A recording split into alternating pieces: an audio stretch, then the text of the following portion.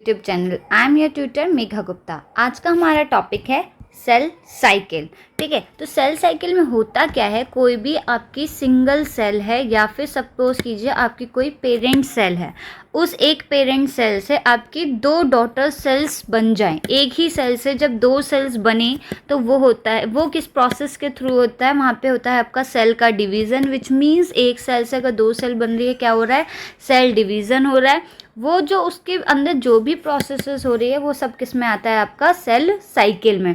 क्योंकि यानी सेल किसी तरीके से रिस्पॉन्ड कर रही होंगी तभी तो उसमें कुछ ऐसे चेंजेस आएंगे, क्योंकि जो भी सारी चीज़ें पहली सेल यानी पेरेंटल सेल में है आपकी, वही सेम चीज़ें अगर आपको डॉटर सेल में चाहिए तो यानी अंदर जो भी प्रोसेसिंग हो रही है यानी साइकिलिंग एक जो प्रोसीड की गई है उसको आप बोलेंगे सेल साइकिल। ठीक है, अगर यही सेम चीज़ सेल साइकिल जो है आपकी अगर प्रोकैरियोट्स में होती है उसको आप बोलते हैं बाइनरी फिजन। ठीक है, but in case of eukaryotes it is divided into two categories. First है interphase, second is mitotic phase. यानी वहाँ पे दो फेजेस आते हैं। इंटरफेज में आपका आता है G1 phase, S phase, G2 phase. ठीक है, और G0 फेज भी आप कह सकते हैं, क्योंकि G0 is kind of a initialisation phase, is just about कि ये एक रेस्टिंग फेज होती है। जो मेन प्रोसीजर होता है साइकिलिंग का सेल्स के रिगार्डिंग वो स्टार्ट होता है आपका G1 फेज से। माइटोटिक फेज को आप माइटोसिस फेज भी बोल सकते हैं। ठीक है, माइटोसिस फेज भी बोल सकते हैं। माइटोटिक फेज को आप माइटोसिस भी कह सकते हैं। ठीक है, एक ही बात है माइटोसिस और माइटोटिक। इसको बेसिकली इन शॉर्ट में एम फेज बोला जाता है, जिसमें आपकी चार फेजेस आएंगी। पहली आएगी प्रोफेज, दूसरी आएगी आपकी एनाफेज, तीसरी आएगी आपकी मेटाफेज और फोर्थ आएगी आपकी टीलोफेज।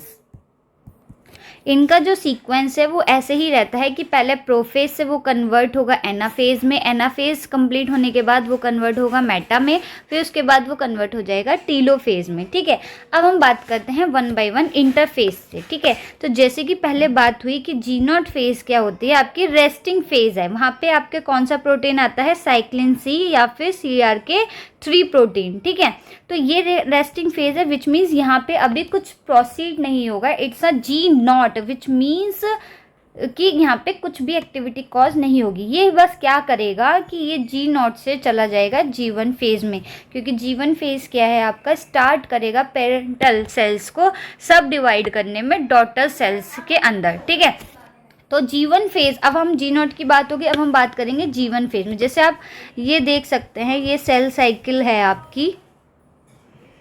ठीक है, यहाँ पे पहले क्या है, ये आपका G1 फेज, फिर G1 से S फेज में जाने के लिए क्या क्या कंडीशंस आएंगी वो आपको पता लगेगा।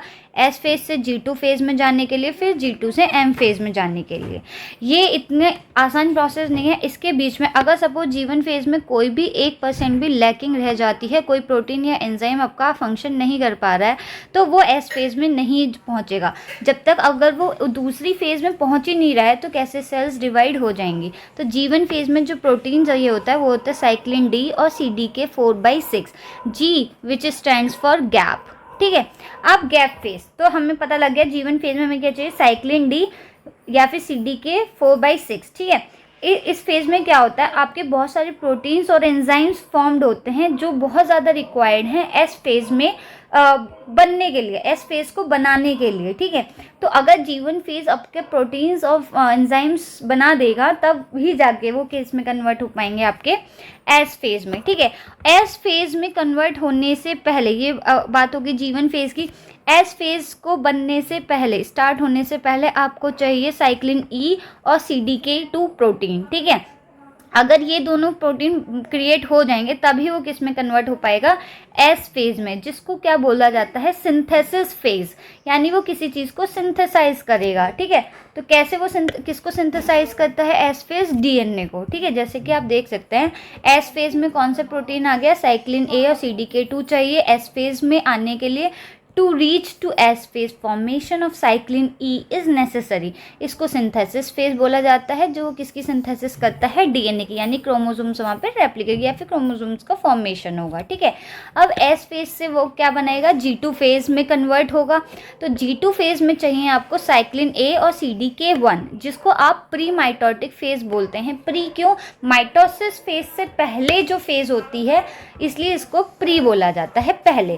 ठीक है, G stands for gap phase, ये दूसरी ग्रोथ फेज होती है। दूसरी ग्रोथ फेज इसको इसलिए बोला जाता है क्योंकि पहली ग्रोथ फेज है आपकी G1 फेज, जहाँ पे ग्रोथ स्टार्ट होती है सेल्स को डिवीज़न में फॉर्म करने के लिए, डॉटर सेल्स में डिवाइड करने के लिए सबसे पहले ग्रोथ फेज आते हैं G1 फेज, दूसरी आती है G2 फेज। ठीक है, तो अब जैसे कि आप यहाँ पे देख सकते हैं, तो सेकेंड ग्रोथ फेज है, न्यूक्लियस यहाँ पे बनना स्टार्ट हो जाता है और मेटाबॉलिक एक्टिविटीज़ आपकी फॉर्म होनी शुरू हो जाती हैं। तो जैसे कि अभी मैंने बताया साइक्लिन ए और CDK1 आपका एक्टिवेट हो जाता है, जो किस में हेल्प करेगा, M फेज में। ठीक है, तो G2 फेज, ये प्रोटीन्स बहुत इंपॉर्टेंट है कि किस फेज में कौन सा प्रोटीन आपको बहुत ज़्यादा रिक्वायर्ड है दूसरी फेज में पहुंचने के लिए। नेक्स्ट आता है माइटोटिक फेज, एम फेज या फिर माइटोसिस फेज, आप इसको कुछ भी बोल सकते हैं। इसके लिए जो चाहिए प्रोटीन वो है साइक्लिन बी और CDK1। ठीक है, अब माइटोटिक फेज या फिर माइटोसिस फेज डिवीज़न फेज होता है। डिवीज़न फेज क्यों बोला जाता है, क्योंकि यहीं पर ही पेरेंट सेल से आपकी कन्वर्ट होगी वो डॉटर सेल्स में। ठीक है, यानी यहाँ पे होगा अब आपका basically cell division start. Cell division start कैसे होगा, यहाँ पे क्या होता है, डिवीज़न होता है 2 sets of chromosome into 2 separate and equal nuclei, क्योंकि आपको क्रोमोसोम न्यूक्लियस चाहिए ना, तो दोनों में इक्वली चाहिए। तो यहाँ पे क्या होता है, इसलिए इसको डिवीज़न फेज बोला जाता है, क्योंकि 2 सेट्स आपके क्रिएट करता है। इसमें 2 सब फेजेज होती हैं, एक कैरियोकाइनेसिस, दूसरी साइटोकाइन्स। ठीक है, कैरियोकाइनेसिस का क्या होता है, cell division of nucleus into 2 daughter cells. ठीक है, साइटोकाइन्स क्या करती है, cell division of cytoplasm resulting in 2 daughter. There are 4 stages in M phase. ठीक है, there are 4 stages in M phase. अब जो हमने माइटोटिक फेज की बात करी, अब जैसे ही G2 ने अपनी साइक्लिंग प्रोसीड कर दी, एम फेज में वो पहुंच गया, यानी G2 तक सब कुछ सही था। ठीक है, तो यहाँ पे 4 फेजेस आती हैं, पहली प्रोफेज, मेटाफेज, एनाफेज, टीलोफेज। ठीक है, तो प्रोफेज क्या होती है, पहली फेज। ठीक है, फर्स्ट फेज। तो यहाँ पे क्या होता है, replicated chromosome consisting of very closely related associated sister chromatids. The mitotic spindle assembles between the 2 chromosomes which have replicated and moved apart। यानी यहाँ पे क्या होता है, बेसिकली प्रोफेज में आपका जो आपका ये सेल है, इसके अंदर जो ये आपके क्रोमोसोम्स हैं, ये क्या होंगे आपके बेसिकली एक दूसरे के पास सीक्वेंस्ड में होंगे, या मतलब पूरी सेल्स में फ्लोट कर रहे होंगे, इधर से उधर होंगे। ये कोई ना तो एक जगह नहीं है, सीक्वेंस से मतलब है कि फ्लोट कर रहे होंगे इधर उधर क्रोमोसोम्स। ठीक है, अब नेक्स्ट आती है मेटाफेज, यानी प्रोफेज से अब हम किस में पहुंच रहे हैं, मेटाफेज में। यहाँ पे क्या होता है, क्रोमोसोम्स अलाइंड होते हैं at the equator of the spindle, equator. ठीक है, midway between the spindle poles, ये रहा आपका मिडवे। ठीक है, यहाँ पे क्या है आपके ये सीक्वेंस, अब यहाँ पे आपके सारे क्रोमोसोम जो यहाँ पे आपके क्या कर रहे थे, फ्लोट कर रहे थे पूरी सेल के अंदर, अब ये सीक्वेंस में आ गए। अब मेटाफेज से हम पूछेंगे दूसरी फेज में, उसको बोला जाता है एनाफेज। ठीक है, एनाफेज में क्या होता है आपका, जो सिस्टर क्रोमैटिड्स हैं अब वो क्या क्या सिंक्रोनाइज्ड होंगे अपनी अपनी लोकेशन पे। तो जैसे कि कोई भी इलास्टिक है, सपोज ये इस तरीके से सीक्वेंस में थे, तो ये अपनी साइड आधे और ये अपनी साइड लेगा, तो इस तरीके से सिंक्रोनाइज हो जाएंगे, सेपरेट हो जाएंगे to form 2 daughter chromosomes and each is pulled. ठीक है, each is pulled slowly towards the spindle pole as a result chromosome segregate. यानी यहाँ पे क्या हो जाएंगे, जो क्रोमोसोम्स अभी एक दूसरे के पास लगे हुए थे वो क्या हो जाएंगे आपके सेग्रीगेट होना शुरू हो जाएंगे, जो अभी तक अलाइन फॉर्म में थे। अब हम एनाफेज जैसे ही ये कंप्लीट करेगा, हम कन्वर्ट करेंगे टीलोफेज में, जिसको बोला जाता है माइटोसिस की फाइनल फेज। इसमें it is a process that separates the duplicated genetic material carried in the nucleus of a parent cell into 2 identical daughter cells. ठीक है, telophase begins once the replicated paired chromosomes have been separated and pulled to opposite sides or poles of the cell। अब क्या हुआ, जैसे कि anaphase में वो strings के पास थे तो यहाँ से वो एक दूसरे से अलग हो रहे थे, सेपरेट हो रहे थे, तो यहाँ पे क्या होगा, वो एक दूसरे से अलग हो चुके होंगे, बट अभी भी एक ही सेल आपकी इस तरीके से रहेगी। बट यहाँ पे क्रोमोसोम्स आ चुके हैं आपके और यहाँ पे आपके क्रोमोसोम्स हैं, ठीक है। तो टीलोफेज को फाइनल बोला जाता है क्योंकि ये क्या है, दो सेपरेट डॉटर सेल्स फॉर्म्ड हो चुकी होती हैं। नेक्स्ट आता है लास्ट आपका साइटोकाइन्स। टीलोफेज के बाद भी क्या आएगा, साइटोकाइन्स। यहाँ पे क्या होता है, जो साइटोप्लाज्म है वो डिवाइड हो जाता है टू में by a contractile ring of actin and myosin filaments और क्रिएट टू डॉटर सेल्स।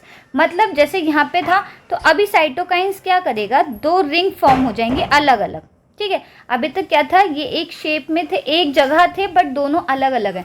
यहाँ पे जो है ये भी अलग अलग हो जाएगा, यहाँ पे भी डिवीज़न आ जाएगा। तो आपकी एक सेल यहाँ आ जाएगी और एक सेल यहाँ पर हो जाएगी। तो साइटोकाइन्स में क्या होता है, एक्टिन और मायोसिन फिलामेंट्स क्रिएट कर देती हैं दो daughter cells. This is all about the cell cycle, ठीक है, कि कैसे डिवीज़न हो रहा है। मेन पॉइंट है आपका कि आप इसको एक बार गो थ्रू कर लें इस सेल साइकिल को, कि कैसे होता है पेरेंट सेल से वो डॉटर सेल्स में सेल डिवीज़न के थ्रू कैसे कम्पीट कर रही हैं। उसमें आपके ये फेज़ G1 आता है, S phase, G2 phase, M phase. M phase में भी आपके 4 आएंगे, प्रोफेज़, मेटाफेज़, एनाफेज़ और टीलोफेज़। बहुत इंपॉर्टेंट है। अगर आपको मेरी वीडियो पसंद आई हो तो प्लीज़ प्लीज़ प्लीज़ मेरे चैनल को लाइक करें, मेरे चैनल को शेयर करें और मेरे चैनल को सब्सक्राइब करें। Thank you so much for watching my video.